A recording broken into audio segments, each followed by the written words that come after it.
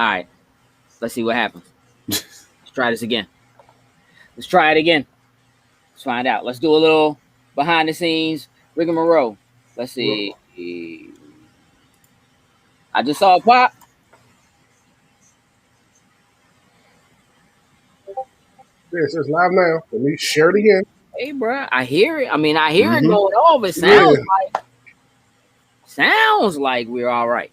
That was interesting.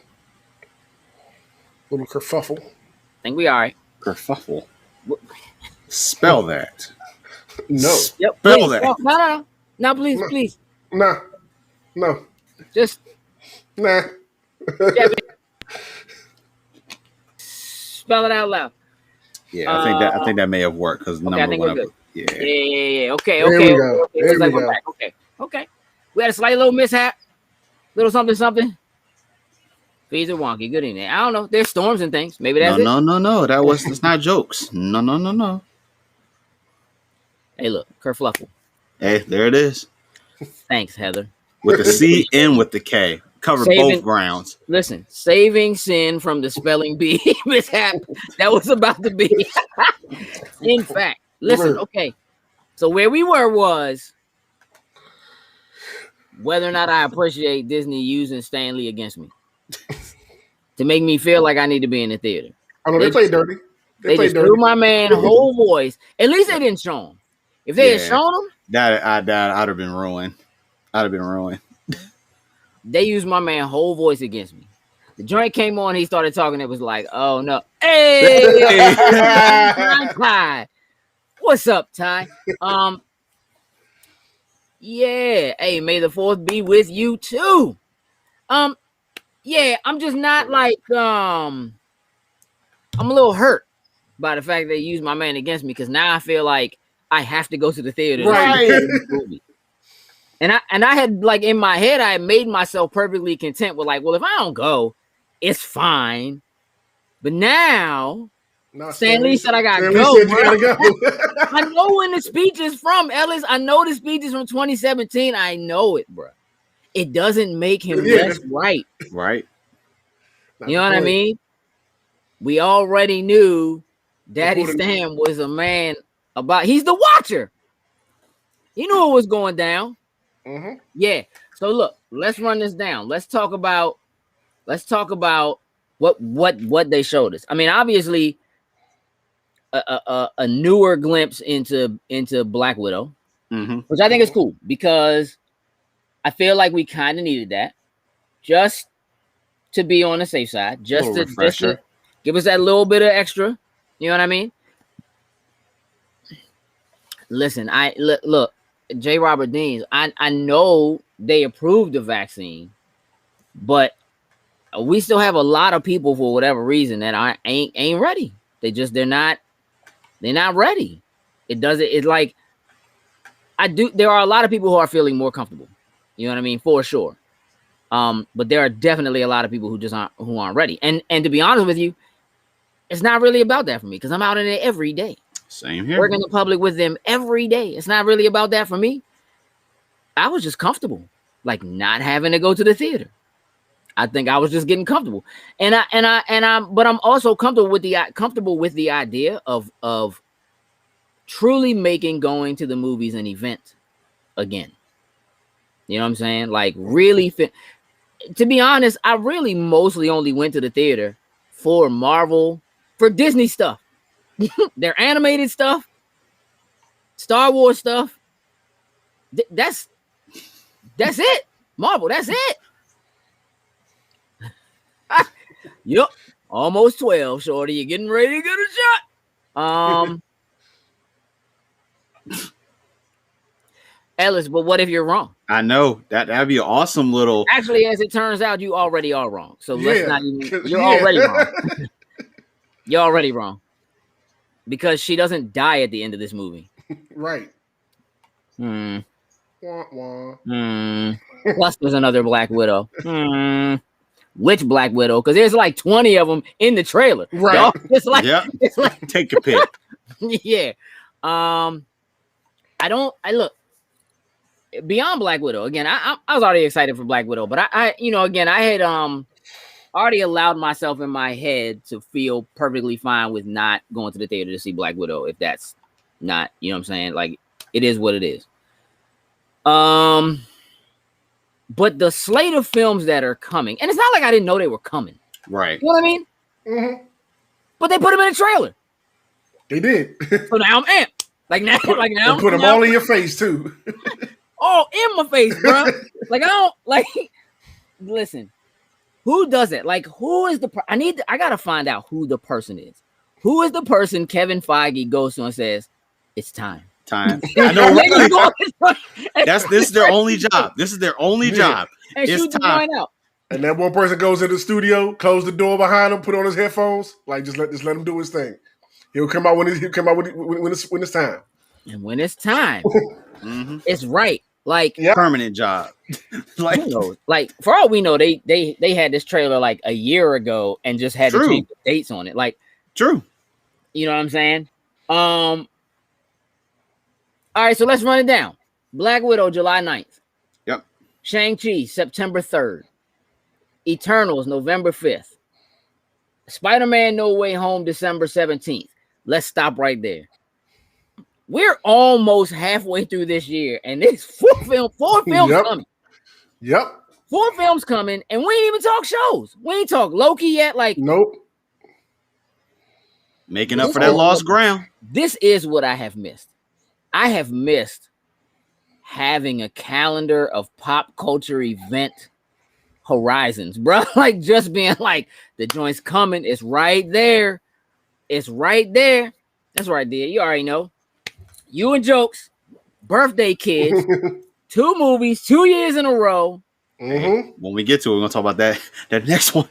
Get one on my birthday. Well, I know. I'm just this year. Just this year. They're just like, yep, let's just dump it all on them. Yep, we gotta make up for that lost time. Like, look, we gonna give it to you guys. Like, as much as we could space these out as much as possible. It's like, no, let's just get this stuff out. Because I'm sure at one point they were thinking about, let's delay things or put a little bit more of a gap in between, but you can't do it. It's like now that just like Black Widow's coming to Disney Plus, so we know that option, it seems like, is on the table that they can use. But for sure. But clearly everything. Stan said go see it in theaters. So we gotta go see it in theaters because Stan said so. Yeah, I think goes to Chuck E. Cheese, man. Hey, I'm still down with Chuck E. Cheese. Hey, listen, Chuck E. Cheese pizza is fire, bro. So, it's fire. I didn't know. Hey, Cuddy's right. The MCU is about to saturate the landscape again. Don't have a problem with it either. Again. But here's the thing. It's not just them. It's not just them. It's Disney as a whole. Because, like, if we were to actually, pull the MCU out and just zoom out and look at the entire Disney slate of what's coming out, right? I mean, it's May 4th, so y'all already know Bad Batch hit the day. Like, it's a thing. Yeah. Like, they are firing on cylinders we can't see, bro. I'm positive they got things locked and loaded and ready to go. We have no idea coming. But just if you look at what Pixar's doing, what Disney is doing, what Star Wars is doing, Lucasfilm, Lucas Games, like it's getting ready to really be disgusting out here for anybody that ain't Disney, Marvel. Like this, like it's the kind of thing that just like it does kind of feel like it's not on purpose. They're just that good. Like you could start to take it like they're pointing the finger and being like, look at Warner Brothers. You know what I mean? But it's not, you know what I mean? It's just, they just are doing what they do. You know what I'm saying? Like, it's just, they're just doing what they do and what they've done well. Hey, Jokes, I just realized you don't have a name on your screen. Nobody knows who you are. For real? I'm looking at John right on His the screen. name on my screen. It's not on mine, so I guess what happened is somebody jumped in with the little Jokes joint and just yoink. But that's cool. As long as you can see it, I'm good with it. Yeah. Hey, listen, there's no two ways that Disney is in it. Let's see. Not just Disney. Movies and TV in general have been in production during the pandemic creative ways. Counting for the next year is going to be insane. Listen, you're absolutely right. I guess my point is they're making everybody else look not as good. Not necessarily bad, but look not as good. I mean, there are certainly things that are enticing. Amazon Prime certainly has things that they're firing off right now. Mm-hmm. Netflix has things that they're firing off right now. There's just it's different when you got that Disney name and you're throwing out MCU, Star Wars, all these Disney properties that people grew up with, that nostalgia feeling, being live action or doing a series based on the show coming out. They got all that under their banner. Yeah, I think one of the things that's happening is what just MCU alone. I think part of what's happening with the MCU is that MCU is, we recognize what the Marvel Cinematic Universe is. So there's a certain level of trust for the IP, for Marvel in terms of IP, right? And it's kind of the same thing with Disney. I mean, with Star Wars. There's a certain level of trust, but they're digging into the crates and pulling out IP that they own that nobody's really cared about for a long time. Like, nobody really cares about the Eternals. Let's just keep it a buck. Like, nobody really cares about the Guardians of the Galaxy. So let's make it a thing. It's that right there that, I mean, Guardians of the Galaxy, for real, it's that Ant-Man worked. That joint was actually really good. All right, so let's give Guardians a shot. That joint was actually really good. Stay out of this, J. Robert Deans. That joint was actually really good. Right? And then they turn around and they say, Shang-Chi. I mean, okay, because hey, it's been working. Right? And then they say Eternals, and it's like, Eternals? I mean, okay, because you know what I mean? But then you realize that these are really old properties, right? Like, I think the first Eternals dropped in like 1976 or something, right? So they're not new IP, but they're able to breathe new life into them for a new generation in a way that just makes you feel like, when you look at what Disney has under their banner in terms of property they own, I feel like in a certain way, especially because a lot of it is new to them, they're able to do things with it that we haven't seen. Like, Warner Brothers owns a lot of IP, but a lot of the IP they own is stuff that's been sitting in crates that they've had for a long time. And it's kind of like when you don't know what to do with your own stuff because you don't have that fresh set of eyes kind of looking at it and go, all right, well, let's do this with it. So I think that makes a lot of sense. J. Robert Deans, you're absolutely right. Like, the fact that Eternals was written by this year's winner for Best Director at the Oscars is incredible. It's incredible. And these things have to begin to lend credence to the kind of movies that they're making. You're not going to be able to ignore these movies anymore and not put them up for Academy Awards. Like, you just can't do it. It's got the biggest names, the biggest stars, the greatest writers, the best directors, the most diversity. And their shows are heading on that track too. Exactly. Looking at WandaVision and Falcon Winter Soldier, they're heading on that exact same trajectory. Yeah, wait till that Loki drop. You know what I mean? Like, wait till that Loki drops. Like, it's a real thing. Greg, you're right. Disney's purchase of MCU and Star Wars is so clutch right now. It's so clutch. But here's the thing. I remember when it happened. I remember when Disney bought Lucas, and I was like, it's over, dog. It's over, dog. You know what I mean? Like, it's and for a long time, in a lot of ways, it kind of was. It's the right people at the right time in the right way. You know what I mean?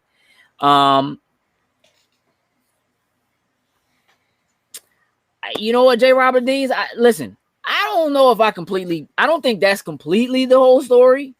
I understand that she went to Feige with the pitch, but I don't necessarily believe that Eternals wasn't on the radar at all.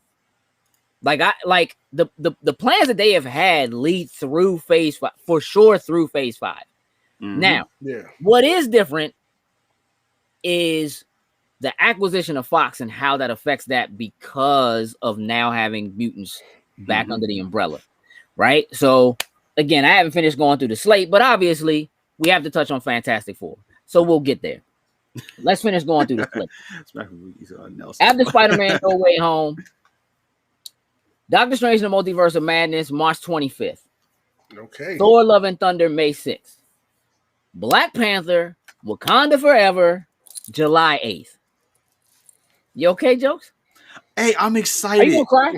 I'm excited. I could, because we're gonna see that it's on me. His birthday. It's so amazing. Like, this is a birthday gift. Thank you, Marvel. Thank you. As long as it holds the date. What's As up, long as yo, this is the one. Don't y'all dare move or shift it. Now, if you shift it up, you know what? I'm not gonna be as mad because I may get to see it early. So you getting shouted out, bro? I just want to make sure you know. I called out. I was. Just want to make sure you know. Hey, Perp, you don't like the Black Panther 2 title? I think that title is perfect. I think the title is perfect. What else can you do?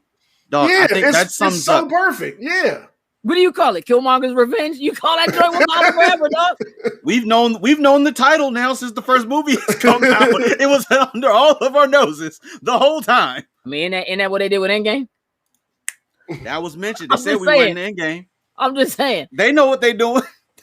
There's followed by the Marvels, which, listen.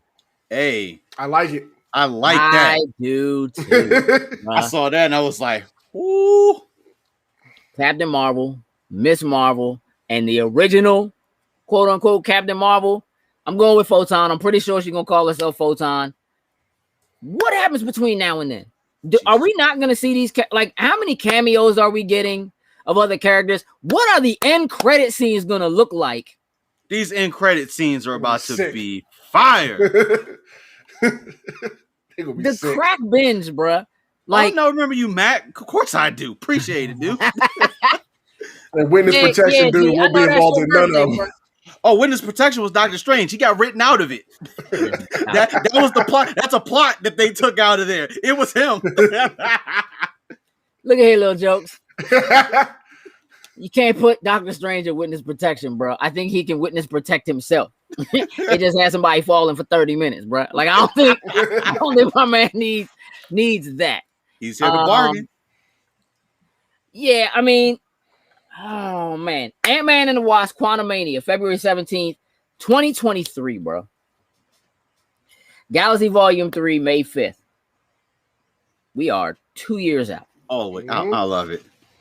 2 years out, and then Fantastic Four Undated. And I'm gonna tell you what's missing. Blade. I think I said this once before. When they announced it, I didn't feel like that kind of fit this slate of what they were looking to do. And I think at one point we had a conversation. I said I thought that would probably end up in Phase 5. And I'm not mad. Like, I'm upset that we're not going to get it, but I feel like there's another plan or something involved that they want to use with Blade that either they haven't quite figured out or haven't quite gotten to that point of where they want to put him in that. Because as of right now, don't get me wrong, Feige we trust. They can weave Blade in somewhere and it will make complete sense.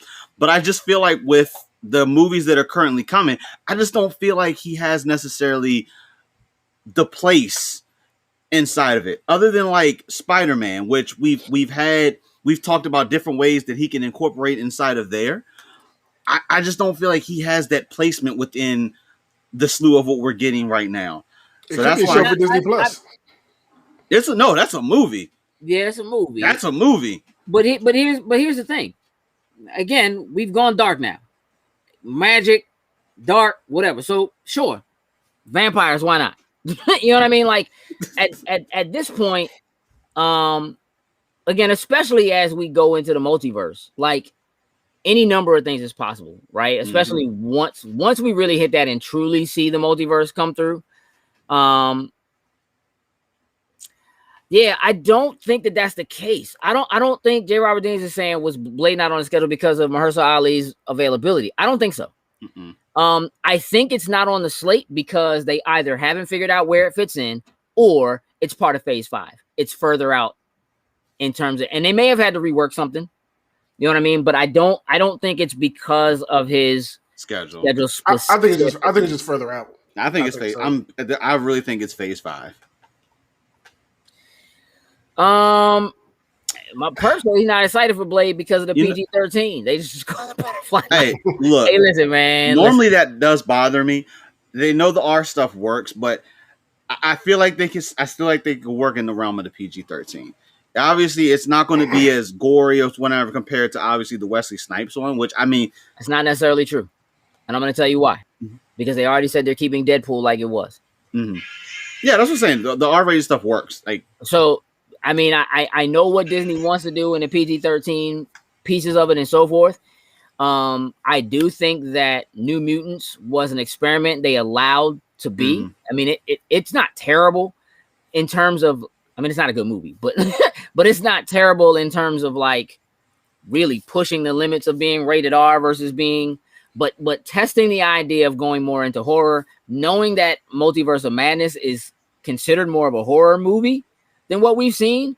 So them leaning in that direction could certainly be something that we see. And Blade has still been a really dope and cool character in animation on Spider-Man and so forth. So I have a feeling that they can pull it off. I also think it depends on how they layer it. So one of my biggest issues with Suicide Squad was that because they gave it a PG-13 rating, you can't really see Deadshot do what Deadshot does, right? So what they did was they put a bunch of undead creatures in that when he killed them, there wasn't blood and blah, blah, or whatever.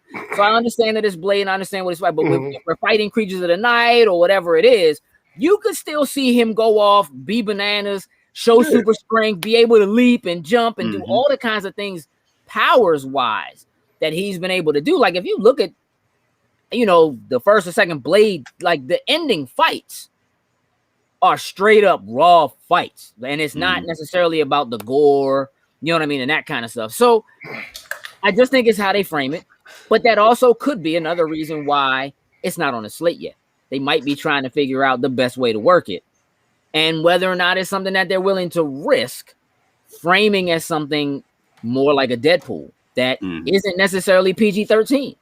I think at some point. You think they might do a tie-in with Morbius? Considering Morbius keeps getting pushed back? I would hate it, but they could. I would absolutely hate it. I mean, I'm not saying they couldn't, because again, multiverse. So that means that whatever it is that Sony's doing, they can just be like, yeah, I mean, that's a thing, but it doesn't really count for us. So yeah, you know what I mean? They can turn around and absolutely retcon Agents of S.H.I.E.L.D. and Coulson. Yep, all that's really a thing, but timelines and whatever and multiverse. So it's cool. What'd you say, Perk? As long as the vampires don't sparkle when Blade goes down. Yeah, I don't think that's going to be a problem. No, Marvel's earned up enough cachet with me that I'm confident in what they'll pull off with Blade. I am too. Yeah, I'm not in any project that Marvel announces tied to the MCU. I have full confidence in it for them being able to pull it off at this point. Yeah, I think the same thing. Yeah, they've earned enough cachet with us now. Yeah, I'm of the mindset that they'll figure it out. Definitely. You know what I mean? That's just kind of where I am. More than anything, I'm excited about the slate, and I'm more concerned about how they make Fantastic Four work than I am about how they make Blade work. I agree with that. Yeah, I'm with you there. I agree with that. We don't have to pretend Fantastic Four, they're garbage. They're whack. Facts. They could be really cool. Hey, Feige got his hands on it now. So, hey. Look, in Feige we trust, but I'm just going to wait till I see the first trailer. I'm not even necessarily giving them that, dog. I'm not even necessarily giving them that. You can't stand the Fantastic Four. I'm not even necessarily giving them that. But again, I'll just say, I mean, there's a lot of potential for them to do it and do it right. For those characters to be cool again. In the same way I've said, you know, time and again here that somebody got to go back and make Jedi's cool again. The time is coming. Here's what I want to do. Look, Perp said, give me Doom. I'm so sick of that guy. But here's the thing. Sokovia got to be right next to that very. It's got to be. It's got to be right next to that joint. Like they talked about like invading, like other countries just coming in and kind of robbing everything blind before they could even clear all the rubble or whatever. Probably it's probably related to that. Mm-hmm. Here's what I don't want. I don't really want an origin story. I don't want an origin story for Doctor Doom. I honestly feel like the Fantastic Four, if they show up, they have to fight somebody other than Doom. I feel like it has to be something bigger than that, bigger than them. It could start off with something smaller, but I think they'll get intertwined in somebody else's story. Kind of just what they did with Black Panther introducing within Civil War. I feel like that probably would be the route to go with the Fantastic Four. And whether it's, say like how we kind of talked about us thinking like Reed or Sue was going to show up in WandaVision. Maybe it is them, looking to go after, we have this smart person that we know we need to bring them in and so we can figure this issue out or whatever. I think that would be the route to go with them. Because at this point, honestly, I think Marvel is doing a great job without necessarily doing an origin story. correct. I feel like they've done an awesome job at just weaving these characters in somebody else's place. And then what? Just bringing them and giving their own movie afterwards. So I think that's going to be the route to go with the Fantastic Four. My favorite thing about the Fantastic Four is that they introduced Black Panther, and that he beat the bejesus out of them, like beat the brakes off of them. And and here's the thing: not only did he show up and beat the brakes off of them, but he beat the brakes off of them right after they beat Galactus. Oh, these Mammers beat Galactus, and this dude showed up and showed out. I like Raw. That. I like Hands that. down. You know what I'm saying? If they have a Black Panther that just whoops them dudes, I'll be good. That's all you need. You know what I mean? I feel like they'll get it together. But I'm gonna tell you what they're not gonna do. They are not gonna make a show like Invincible. And we are they are not. Hey Slim, listen. I don't know if anybody in the audience, anybody who's watching is watching Invincible. I did my binge run. I mean, first season's over now. Yeah, I did my whole binge run yesterday. It's crack, isn't it? Oh, that John. You should have jumped on it when I told you. No. After the first episode, I was like, okay, you hear people getting hyped, talk about it. Hey, bro, at the end of that first episode, I had to stay around and see what the hell happened in episode 2. Nah, Joe. That Joe was tame compared to stuff. Oh, I know. I haven't finished it yet, but I'm far enough into it that this joint has become like, holy crap. There you go. Yeah. Bro, that finale is no joke. I was just sitting on the couch like, yeah, Slim is going ham. Hey, listen. There are so many interwoven stories throughout these very limited episodes. You know what I'm saying? And I'm going to tell you what. I love the way the show is done. Like, I love the fact that the show starts, and then you'll be like 10, 15 minutes in before they even show you the title card. Title screen. Right. They always do it. You wait for him to drop his name. Yeah. Like, and every time they do it, they splash more blood on that joint. Yeah, I forgot for a quick second. I was like, oh, title screen. Oh, okay. I'm in there 100%. Like, this joint, I'm so sliced they're doing 2 more seasons of this. So amped for it. This is the kind of animation. These are the kind of fights. This is the stuff I'm looking for. Agree. The type of character development, the acting, the voice work, the animation, the choreography. This is it. Through and through. I'm all in. Some of them scenes, it'd be your typical superhero fight, and the next thing you know, that joke just go in a whole different direction, and bodies it's like a more realistic superhero fight. Especially the villains and the evil ones, they don't give a rat's ass. When they're fighting you, they are out here to kill you. That was some of the most gangster stuff I ever seen. Hey, listen. Hey, look, Perp. Here's the thing. I feel you. I actually do. I feel you on it. I do think they could do a little more with the animation. Here's what I think is the reality of that. I think this is the first season, and I think they put the kind of money into it that they felt like a season one. We don't know what's going to happen with this. We'll do. I feel confident enough in the animation that they did have in this that season 2 and 3 they're gonna put some real money behind it. Mm-hmm. You know what I mean? And really go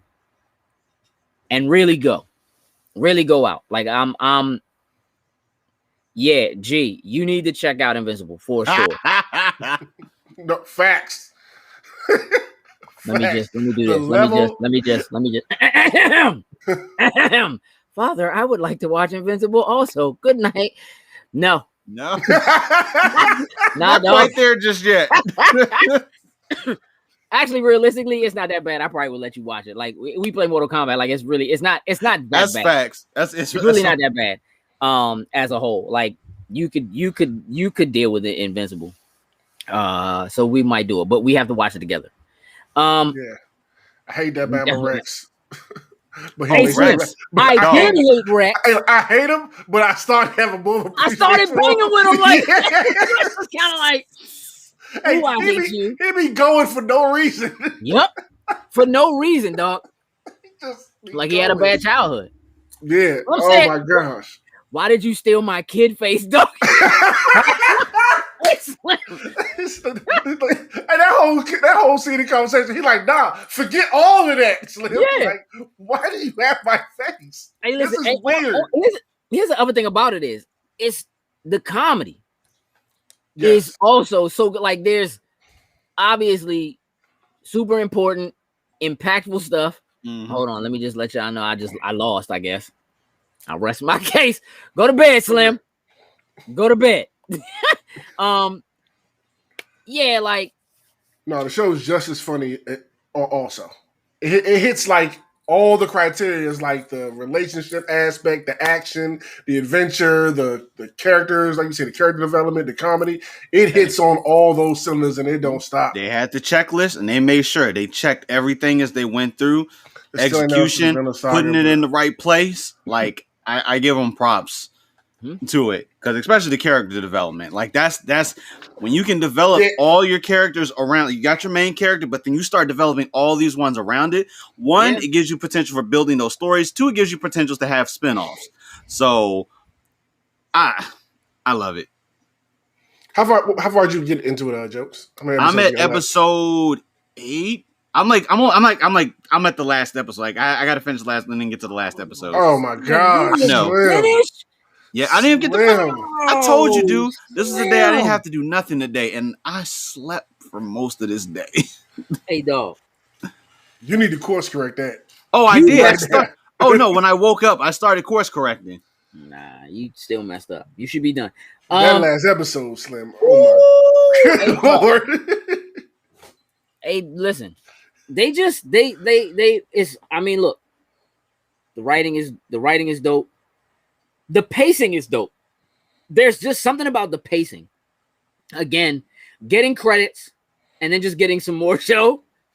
Where it's not really an after credit. It's just like, I mean, we ran the credits, but the show's not over. Like we have to throw the credits in there. We just know we have to put that in there for a quick second. Here's the thing. I honestly believe, and I'm pulling this out of the air, but I honestly believe that is a tactic that they put in place. Because they know, because what happens when you're watching, anytime you're watching a show on a streaming service, what happens when the credits go up?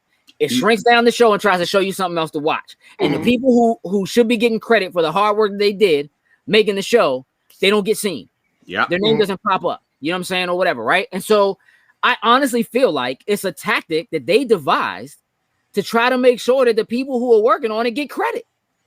And like you don't miss it before it shrinks down and tries to go to the next episode or something like that. Like I just feel like that's one of the things that they did. Like we're just gonna make sure that people see it instead of like it gets to the show's over and it gets to the credits and you turn it off. You know what I mean? Like think about the sheer number of people who missed mid or end credit scenes during Falcon and Winter Soldier or WandaVision because once the credits start rolling, all right, cool, I'm done. I saw it and I bounce, right? And end credit, mid credit scenes are devised to do the same thing. They're technically there to try to get you to stay longer through the credits, because otherwise there's no reason for it to be there. That's not really an Easter egg that's there for our own benefit because we sit in the theater for longer, because it doesn't benefit the theater in any way, shape, or form for you to be in the theater longer. If anything, the theater wants you to get up and get out so they can clean the theater and move on to the next set of people. So, Marvel destroyed ruined us with that one. Yeah, that's a thing that's devised to keep people in the theater longer. So that jokes. When I went to see Demon Slayer, you think I ain't sit there until the credits was over? Sir, Marvel has taught me to not leave for anything. I don't. I was sitting there watching Demon Slayer in the theater, like me and a bunch of people, like, we're not moving. Right. Like, I don't know what's gonna happen. Like, at this point now, hey, even if it's like a quick, subtle little thing, I don't leave for anything unless for some reason either I've seen it already and I know there's nothing there, and I've gone back for like a second viewing or something like that. I get up, even if it's a one-off type of movie, I still stay there because they may end up trying to drop something like, "Oh, this is coming next," or I'll be real with you, Perp. I actually like the humor, bro. Yeah, I actually like the humor, man. I think the humor is good. It doesn't feel forced. That's the biggest thing. Wherever it falls, the comedy has fallen in it. It's been in the right place at the right time. So if they continue and still make the show and make it darker, it's just put it in the right places. I'm cool with it. Hey, listen. My favorite thing about this right now is that like, listen, I know this for 2 days, but I just want y'all to know I got it updated, though. Hey, dog. Hey, have you used it yet? Because that joint's smooth. That joint's clean. Yes, it is. So I want to touch on this before we start talking about Star Wars. I'm sure that y'all know that there's this whole thing going on still with Epic and Apple, and that the process actually started this week. Tim Sweeney from Epic took the stand, blah, blah, blah. I'm not going to talk about that now because that is actually for Thursday. Here's what I do want to talk about.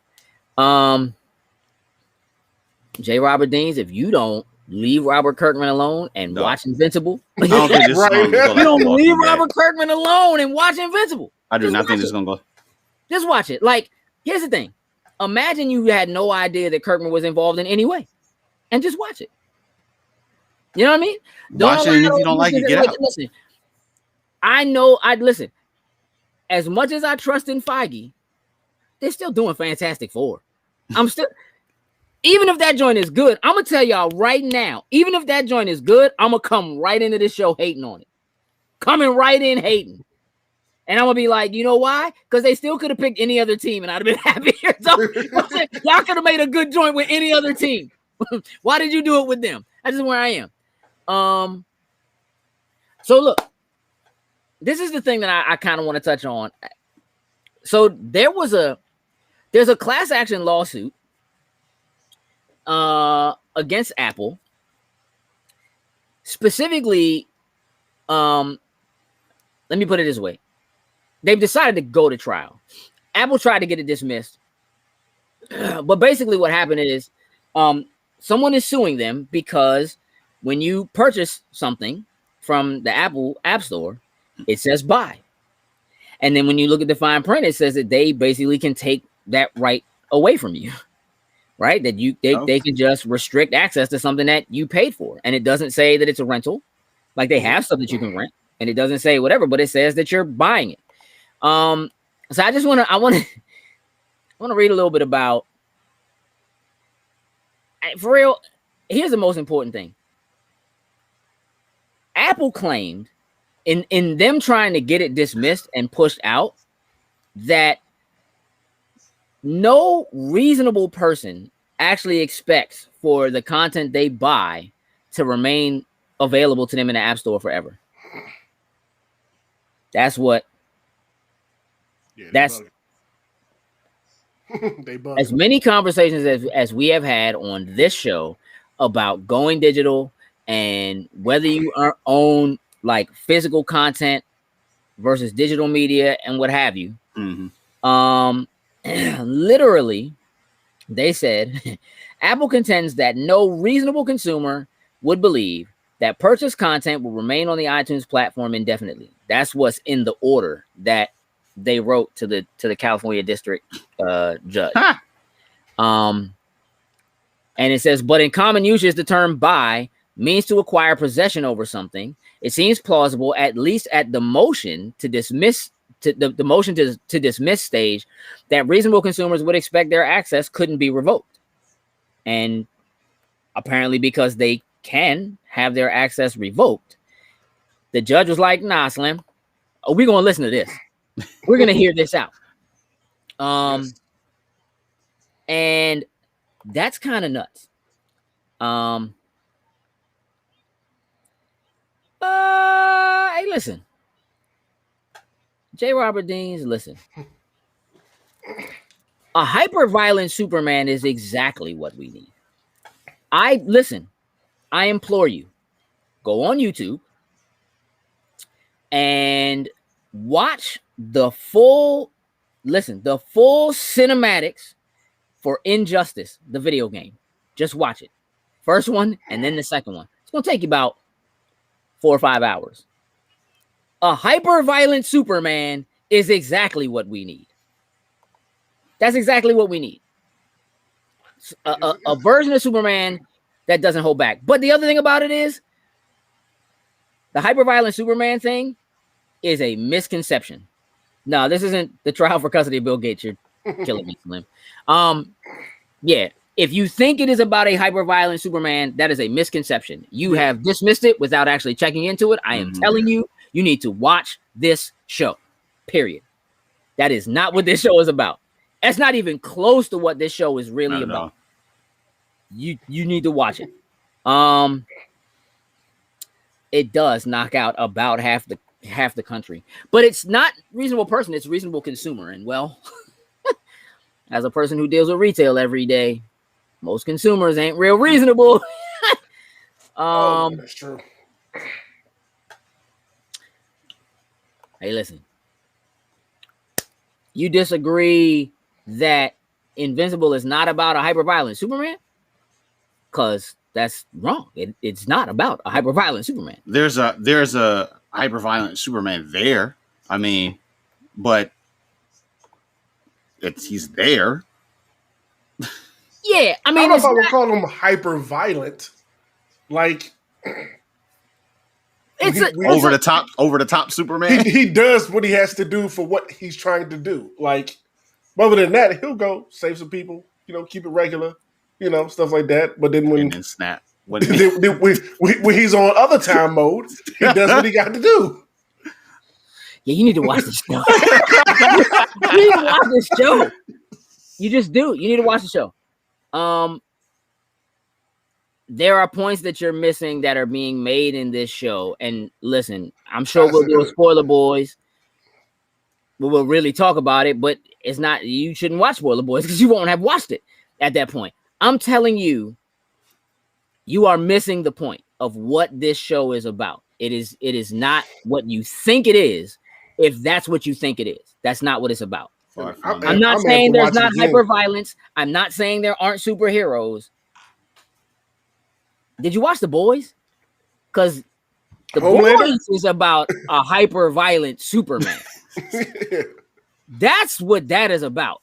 Invincible is not that, though there are comparisons you could very easily draw just based on the fact that there are superheroes or superpowered individuals and there is actual violence. Like, hey, dog, when that babble, them dudes that was coming, them aliens that was coming from that other dimension, Omni-Man said, I got this.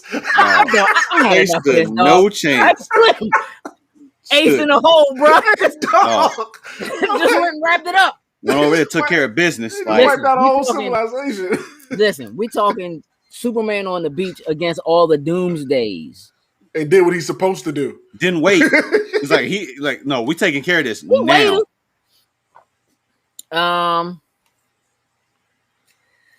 Hey, listen, J. Robert Deans, that is okay with me. I'm not telling you to go watch The Boys. I'm just telling you that The Boys is more about a hyper-violent Superman than Invincible is. There is hyper-violence, so if you don't have the stomach for that, then that's cool. That's a different thing. If you hate Robert Kirkman, then you could just say, I hate Robert Kirkman. I don't care what he does. I'm not watching anything he does. You could just say that. I understand. But if you are knocking Invincible because you believe that it is about a hyper-violent Superman, you are mistaken. and you should watch the show. Don't we know that Robert just doesn't like anything that man, we look, like? I will give you the Apocalypse War whole bit if you go watch this. Like at this point, you have to watch this. I mean, listen. Hey, Jokes, you still have not seen the last episode. Hey, but I'm in. Yeah. But I'm in, though. I know you're in, but don't worry. That'll be finished tonight. You still got the finale to go through. Yeah, dog, you got work to do. Oh, bro. You'll know. There'll be a post about it after that last episode. Oh, I know. You gonna spoiler boy it. No, I am not gonna spoil the original. Boy, so stop it. Spoiler boy. Hey, listen. Hey, but we made a whole show out of it, so stop it. Move on. No doubt. Here's where I'm at. Back to Apple.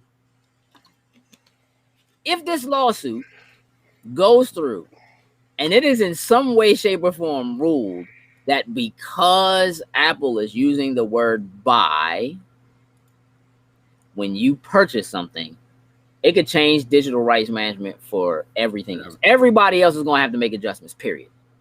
Period. That's what it is. Purchase, buy. They're going to have to come up with some different term. Mm-hmm. Yeah. They're going to have to come up with a different term. Something that means that you don't have access to it for the rest of your days. You know what I mean? Which is, I guess, different in video games than it is in movies. I mean, like, having to keep servers on so you can actually play with each other is different from, when you have a game that's like all online versus just getting digital content, right? And what happens with that content, where it goes when if you've purchased it, and whether or not you have the right to access it again. We will explore this a little bit more when we do cutscenes. Because again, we've seen just recently, like in the last couple of weeks, people talking about the PlayStation 5, PlayStation 3 having issues with their battery. We're like, even if you have the disc, you put the disc in, it can't check the internet to see if you're supposed to have it, and it just won't let you play it. That's garbage. Yeah. That's crazy. So even if you make a physical purchase, you don't necessarily. And it's so stupid. Like, you should know, like, it's a battery. Inevitably, at some point, it's going to die. There should be a way around there. But the thing about something like that is that it means that when you make that purchase, you have purchased the disc, but not necessarily the right to always have access to the content on that disc. And it's going to have to be like, that's going to have to come to a head at some point, because with everything going digital the way it is, it's a totally different thing. You know what I mean? It's possession is 9/10 of the law. Repossession is the other one. But repossession is when you haven't finished paying for it. Like, you don't own it. It's not yours. Right. It's a different thing. Movies Anywhere is absolutely going to play into that lawsuit. I think, Robert Deans. I think that any entity that is allowing you to quote unquote purchase content digitally is going to have to seriously look at how they do that and what the rights are that people have. I mean, if you look at just what Microsoft is doing in terms of Xbox and trying to allow you to have access to digital content that comes from as far back as the original Xbox, and that continuing to come with you, the idea that Apple, as you eventually, Apple does an update that makes your old stuff just not work anyway. Right? I mean, but that's not just Apple. I mean, that's just pretty common. But the control that they have over a situation like that is something as collectors and people who do love physical stuff but are moving into this digital realm or have already moved into the digital realm. This is the kind of thing we have to keep our eye on. Absolutely have to keep our eye on. So it's time. It's May 4th. Star Wars. We need to have some conversations. Here's what I want to do. Jokes. Yes, sir. What is your earliest Star Wars memory? Go. Definitely got to say, with moms actually watching the original trilogy on VHS. So obviously, for me, I wasn't old enough. I wasn't born enough to have been gone. I wasn't born enough. I wasn't born enough. No, that's what he said. I wasn't born enough. So definitely that was one of those I times. just My want you to mom, understand that you're saying that your earliest Star Wars memory is from the womb because you were not born enough. We need to get a show with little jokes. I wasn't born enough. Yeah. No, keep coming. Hey, we keep coming with that product. I'm cool with it, and people gonna want it too. So hey, I'm cool with that. But yeah, but definitely, we gotta get that joint made into a Funko Pop, dog. I gotta get that joint done. You know what? I'm about to holler at my man Playful Gorilla. There you go. Oh, he'd do it in a heartbeat. But definitely sitting and watching the original trilogy with my mom. That was just one of those things to go through. And I mean, the original VHS. So this is before they did any of the edits and added in like the digital stuff. Like these were the original VHS copies that originally came out that we watched it. Just like I say, OG Crawl. Yep. And that was probably one of my first introductions into more of that sci-fi realm with anything. Definitely Moms was who got me into enjoying these type of things. And just sitting there and enjoying it. One. G said he'll buy one. Cool. Hey, see, I'm cool with that. No issues there. We gotta talk to J. Robert Deans, man. He's a creator. We gotta figure this out. We gotta get that merch out. You know what I'm saying? It's gonna be a #1 seller. Sin? Earliest memory, it's me, my mother, and my aunts and uncles. Like they were big Star Wars family.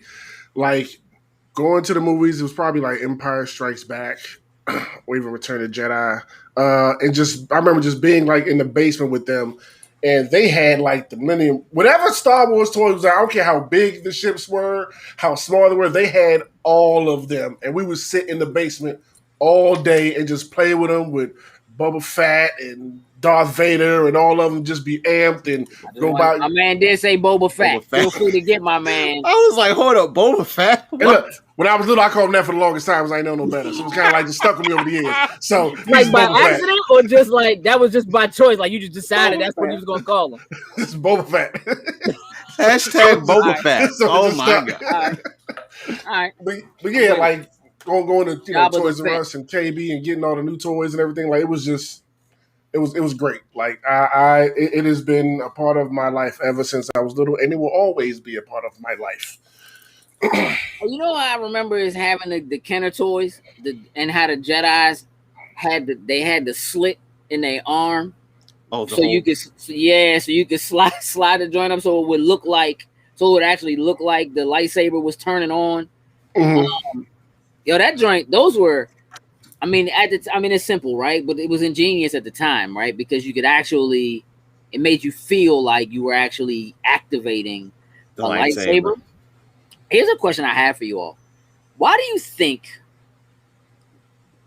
is Star Wars such a big deal? Like, why does it matter?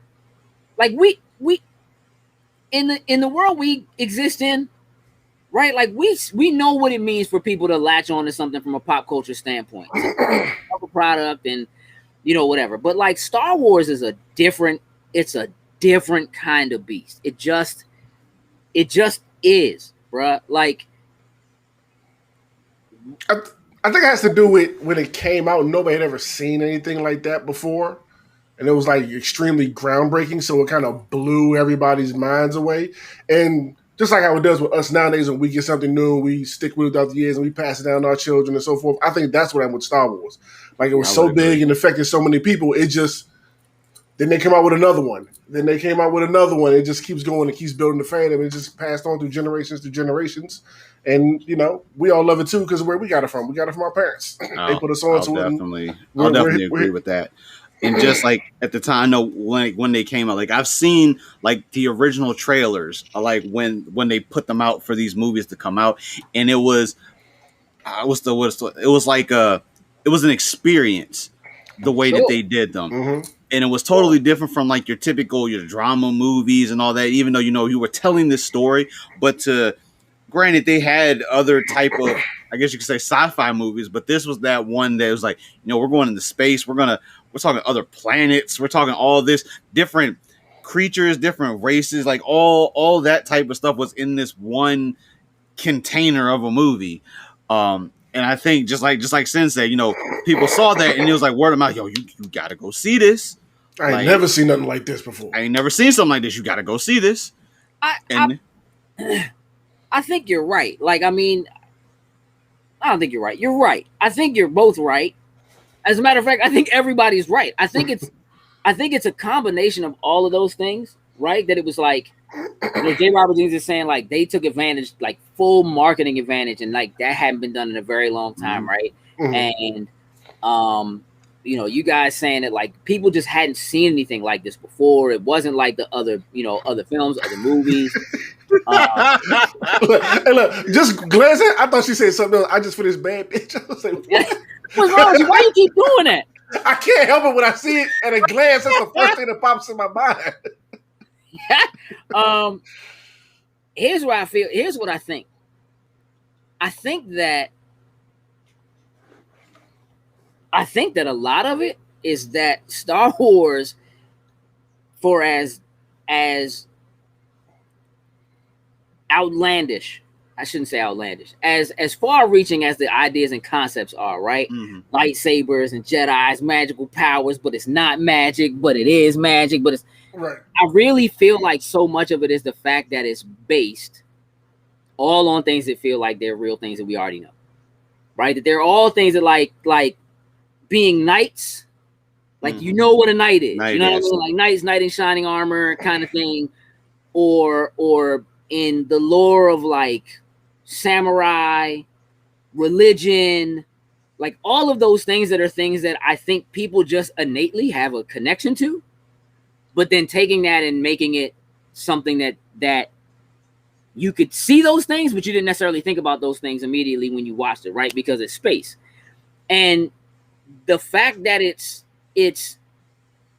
a combination of old, like everything is dirty and broken and old and used. You know what I'm saying? Like it feels lived in and what have you, and it's not here. But also things fly and float and they you know what I'm saying, hyperspace jumps and lightsabers and right. So like it literally starts with a long time ago. You know what I'm saying? In a galaxy far, far away.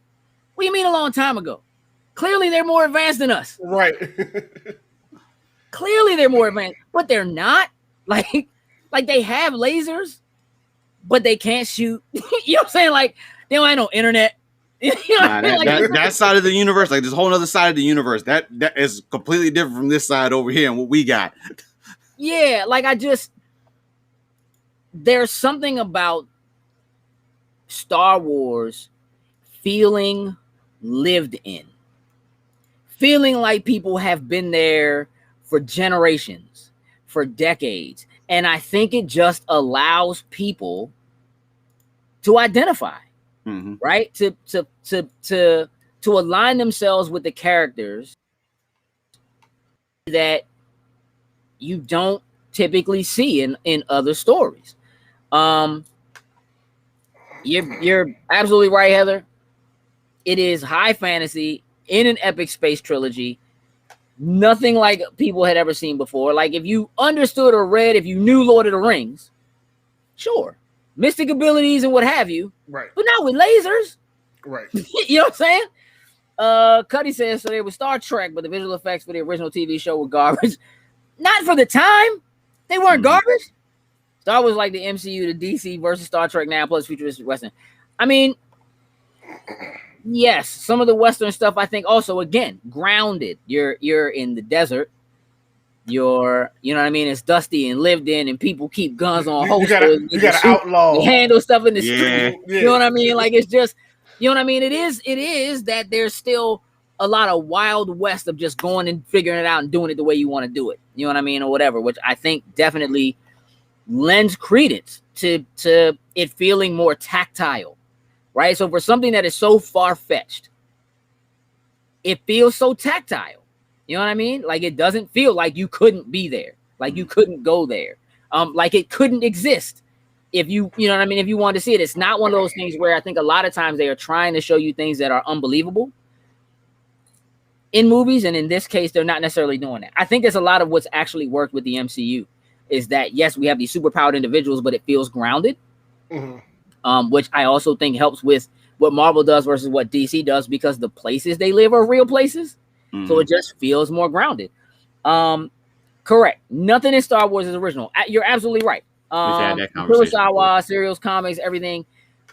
You're right. It's just synthesized so well. It's all brought together so well that even though I actually think it's the fact that it doesn't feel new. Like, you think it's new. You think it feels new. But it actually doesn't feel new. It feels familiar. You know what I mean? Feels like a Western. Feels, you know what I mean? Like, I just think that's what it is. When you compare it to something like Star Trek is trying to show you a future. You know what I mean? It's trying to show you there's a difference in what you automatically have to do with your own suspension of disbelief when somebody tells you this takes place in the time such and such age. It's like the Jetsons, right? Taking place in like 1995. Y'all were so wrong, right? Facts. But when you have things that seem so technologically advanced mixed with things that don't necessarily feel so advanced, and at the same time it takes place a long time ago, for some reason, I think it just allows you to feel embedded in it. It feels more realistic. Futuristic Western. I agree 100%.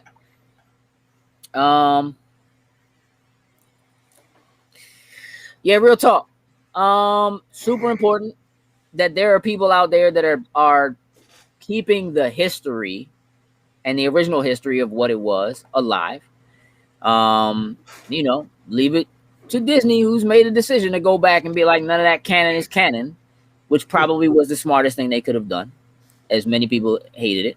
The rest of there, they try to make it too clean, always needs to have a grittiness to it. You know what? I think that there's something to that. I think there's something to, again, it feeling old. You know what I mean? That there's a history there. When they start, when you watch A New Hope, the Jedi are old, bro. It's an old thing that been happened. You know what I'm saying? Like, this is a new beginning thing, and it's like, wait, man, I'm coming in. What happened? They gone. We'll tell you that story later. Right? Like, Obi-Wan is a legend. Yeah. When you start, you know what I'm saying? Like, he's a legend when it starts. I think it's where they put you. I think it just makes a different. No. I got that. I'm with you 100%, J. Robert Deans. I know it wasn't Disney that did that. What I meant was Disney made a smart decision by deciding to make all the things that we loved as things that we felt were canon, those outside stories, making them not canon was the smartest thing they could have done from a business perspective, because it literally allows them to write the stories now that they want to write and have control over it without having to go back and having people be able to say, that's not how it happened. That's wrong, right? They didn't have to do that with Marvel because Marvel rewrites itself consistently. Comic books always have things like other universes and things like that going on. So you can let's just go. But with something like Star Wars that's as tried and true and people as picky as they are, again, Star Wars is not like anything else. There's Star Trek and people are super duper into it. But it's so different from what Star Wars is. Star Wars had such a long hiatus of being away. And still never in some way not being a thing. Somehow it feels like, even though there was such a large gap in time between, look at the gap in time between Return of the Jedi and technically episode 1, right? The prequel trilogy. There's such a huge gap. And then again, you look at the gap between when that trilogy ended and when this recent one started. But even though you have those gaps, and it never really goes away. No, the fandom never dies down, not even a little bit. It's just there's a lot of things in fandoms that have their own day. There's a lot of them. They're not like today. Nah. they're not like today. Like on May the 4th, you get announcements and all sorts of stuff. But I mean, it's even beyond that. I'm just talking about like people who don't really care are saying like May the 4th be with you. Oh, like, that's been the whole timeline today. Just Facebook May the 4th. Post. May That's the what 4th. I'm saying. Like, yeah, all day. I've never seen you post about Star Wars. Right.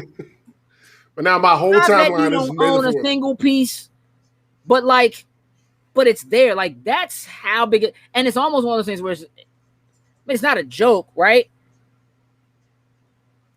May the 4th. This is not to be, because we're here in the United States, because we're here in America. I'm gonna keep it a buck with you. If people didn't get drunk on Cinco de Mayo, people wouldn't be thinking about that. They'd just be thinking about May the 4th. Mm-hmm.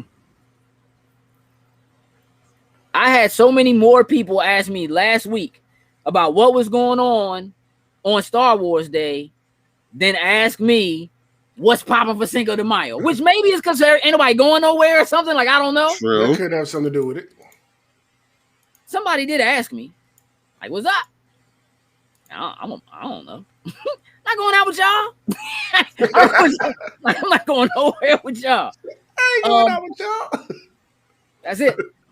So here's what I want to do, because Disney went hard today. I'm gonna start. Did either one of y'all watch the Simpsons short, the 3-minute short? No. Force Awakens from his nap. It's cute, but that's about it. What you got, Frosty? Also, everyone who knows him should message Rob Can saying May the 4th. Everybody just do it. Okay. All right. Done deal. Everybody hit Rob up. Comic Logic. May the 4th be with you. Make it a thing. All right, so y'all didn't watch it. It was cute. It's 3 minutes. It's not that long. You can watch it. I'm over it. They didn't really need to do it. However, The Bad Batch. Now, I know you didn't finish it, Jokes, did you? Didn't finish it. You got a terrible history today. You not finishing things, bro. Got terrible history today. You finished Outrider story yet? Oh, that's done. Nah, that's done. That's done. Oh, that's done. That's done. Like it happened a long time ago. Right. Oh man. I guess we were set up. Too late. The Bad Batch, yo. We can't spoil it. I suggest you watch it though. Okay. I highly suggest you watch it. You ain't watch it, Sin? Nah, I didn't watch it yet. Even bigger party foul. Yeah. You watch it. Let me tell you something. How long was the first episode? An hour and 14 minutes. It's an hour 14 minutes. Oh, okay. I started watching it late, thinking I'm gonna be able to burn through this. Okay. And I saw it and I was like, oh, I'm not gonna be able to burn through this. I think man, I think they on to something. Again, I really think they should be focusing on trying to make Jedi's cool, but nope. Let me tell you something about that Bad Batch, boy. Say about them 99s, y'all. That ain't a coincidence. That joint has, it doesn't quite have Grogu potential. Mm-hmm. But it's there. They did a thing. I'm happy with it. Okay. I'm happy with it. And that joint was right from a jump from Clone Wars. Like, straight up. Dog, straight up from Clone Wars. Next season of Clone Wars is Bad Batch. Straight up. Straight up. Like, they jump into the episode like the same way. Last time. Yeah, exactly the same way. General Kenobi is fighting General Grievous. Like, it's real out there. It's the same dude, same voice. It's the same. Okay. Yes. Let me see. What you say? Transitions like the Avatar just for today was no. Oh yeah. Nah, well, it's a show. But yes, they did it today because it's Star Wars Day. So no, they didn't wait till Friday. But y'all definitely need to watch that joint. But I'm gonna tell you what. If you haven't watched Invincible, watch that first. Watch that first. Facts. That one is much more important than this. Let me tell you something. Woo! Invincible is everything Mortal Kombat should have been, bro. And then some, dog. Oh, and then some. It's so good. I'm gonna show y'all something. Y'all want to see something? Check this out. Let's see some. So I have these. It's gonna be hard to see because my computer's. Oh, is that like original actual like film? Yeah, I got these original cells.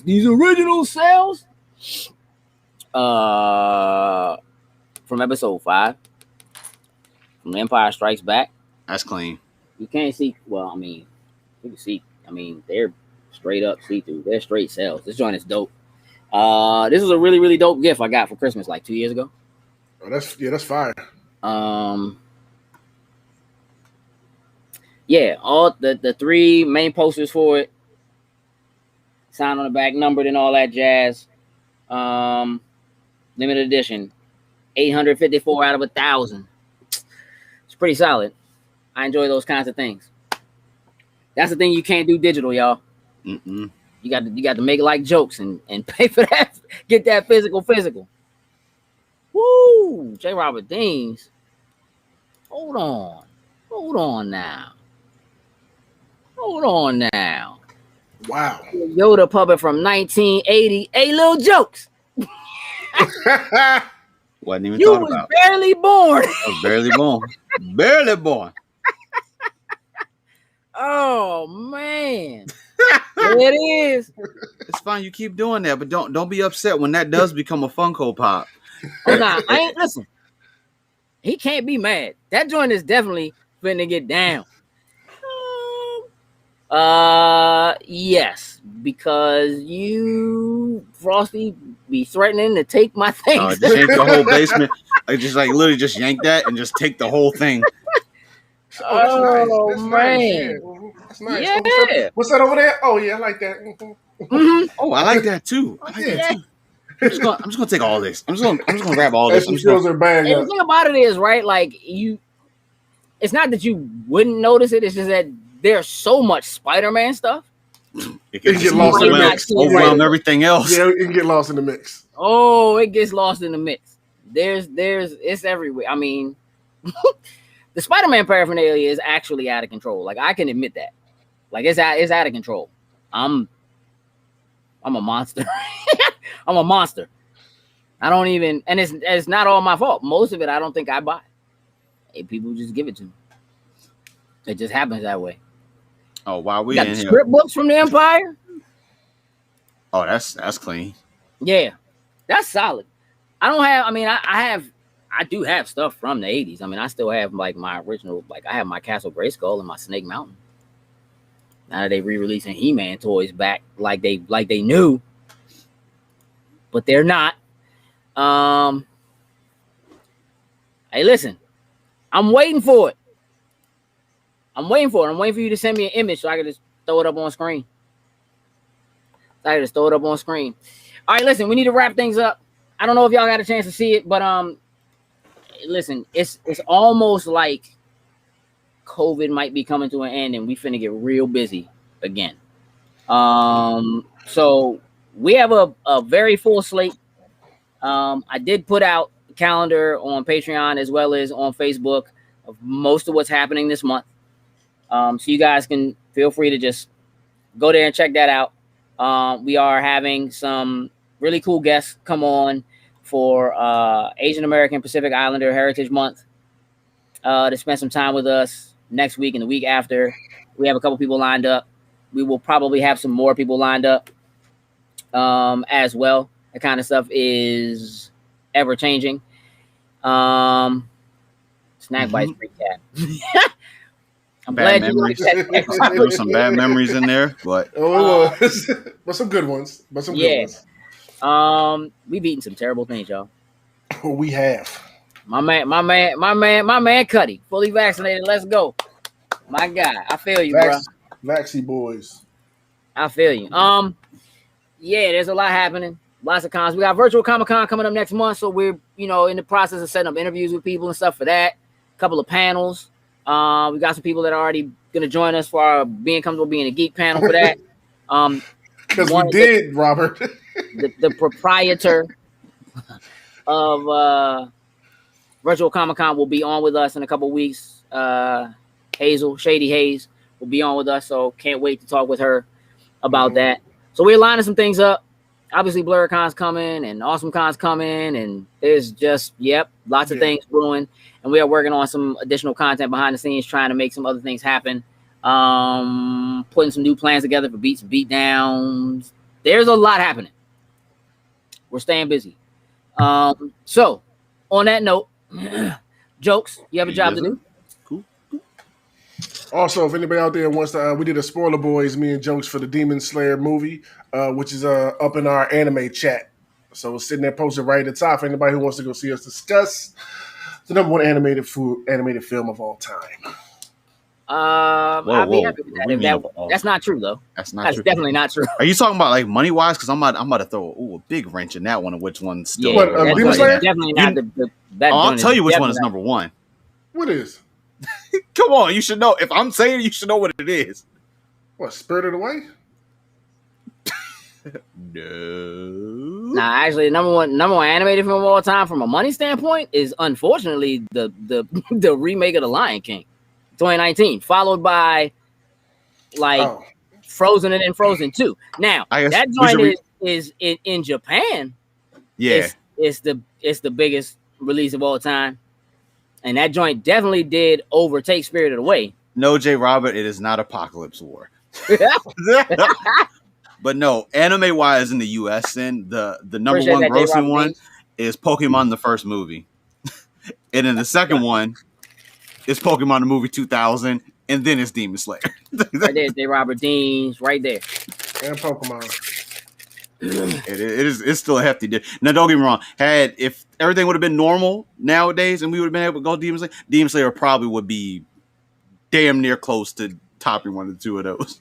Yeah, it might be up there, and it certainly could do some damage on the anime level, but that joint I don't think that joint would even come close to touching. I think that listen, I like Jon Favreau. I think that Lion King joint is atrocious, dog. I hate that joint. But that's it. That's the number one joint, dog. Like in the billions, bro. Like that joint is the number one joint, and I'm not happy about it. But then it's Frozen 2 and then Frozen 1, I'm pretty sure. So yeah, that joint's not close. However, that joint definitely making its mark, definitely stamping its place in the anime community for sure. So definitely an important thing and an important piece. So again, and Sin, check that out. I actually found a theater that's still doing IMAX for it as well too. Oh, for real? Yeah. Yep. Okay. Yeah. Okay. What's that? Favreau's Lion King is like 98. Yeah, just hey, listen, it's not. I actually have. Here come Ty. Here we go, dog. Here come Ty. Here come Ty with that. I thought we had it, bro. I thought we was gonna get through the show, bro. Nope. See, I thought we was gonna get through the show, man. There's no way, Ty. That joint was garbage fire. It was a garbage truck fire. You probably really love Beyonce singing, and so that's probably what did that for you. That's probably. That. J. Robert, you awesome. Oh, you awesome. Listen, Timon and Pumbaa casting was on point the first time they did it. Mm-hmm. Realistically, they probably could have just re-released the original joint. Again, I have a high appreciation for what Jon Favreau was trying to do because I love nature documentaries. I really do, bro. But when you take a movie like The Lion King and you try to make it look like a nature documentary, the thing it's missing is David Attenborough doing the narration. Without that, it falls flat because it's just like these boring shots of just a lion playing. Like it's not. It just doesn't hold the same thing. I feel like people would be hard pressed to watch that one versus the original animated one and not have a better time watching the original. That's where I'm at. Thank you, Jokes, for putting the link in. Y'all jump on that link tree. Again, Patreon is growing. Greatly appreciate all y'all who've been jumping in and hanging out with us there. We are crafting some newer content for y'all there as well. Sin, you have a job to do. Yeah, so let's go ahead and shout out our top tier patrons, starting with Anthony Cunningham, Marcus Houston, Susan Dortch, and Tyrone Carson. Thank you very much. We truly, truly appreciate it. Facts. Anybody know what happened to Marcus today? Don't know. That kind of worries me a little bit. He's not in the comments. Yeah. It's interesting. Not in the comments. Hope everything's okay. He probably only got like one more week before he can talk trash about one. He's saving up, dog. He probably coming in this joint next week. Woo! We said 3 months, so he got a way to go. He got a ways to go. Yeah, he got some. I don't think I'll hear from him until at least after my birthday. I think I can at least get past that to be good. Here's where I'm at. I feel like you should challenge him again between now and then, just to push it further out. Extend that, John. Find something you can put it on. And Dr. Who, what's up? You're a little late to the party too, unless you've been in there just kind of, you've been creeping. You might, you just been lurking, which is fair. Yeah, so again, there's a lot going on. We'll be back on Thursday with cutscenes, talk video games, and hang out and chat and all that kind of stuff. There's a lot going on there. Friday night, we'll be streaming Second Extinction. Mm-hmm. If y'all want to see us get wrecked trying to fight alien dinosaurs, y'all just come right on. Yeah, that's gonna be a time. You might get kicked out. It's highly possible. This is a game. You might get kicked out. And the next week we'll be back on Tuesday. Tuesday's guest for Loaded Snacks Weekly is none other than the awesome Penelope Gaylord at Peng Peng Art. So y'all make sure y'all check her out. Get ready for that. It's gonna be a really good time to have her on. So with that, we're gonna wrap this up. We are out. May the 4th be with you. Toodles and loos.